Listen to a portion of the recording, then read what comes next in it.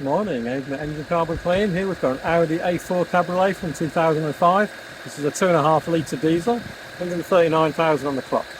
Now the owner's not long bought it actually, got it for an absolute bargain to be fair. It's running pretty nice. Got us out to get the diagnostics in, give it a once over and obviously get it cleaned up, given the age and the mileage that's on it.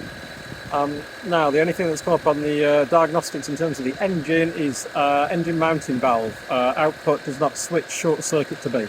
So that's a relatively straightforward resolution to that, getting that mount issue sorted out. But apart from that, all the live data looks good. Coolant's up where it should be, the injectors are all fueling pretty much where they should be. A little bit of variance on that end where that mount's playing up, but otherwise it appears to be in very good condition.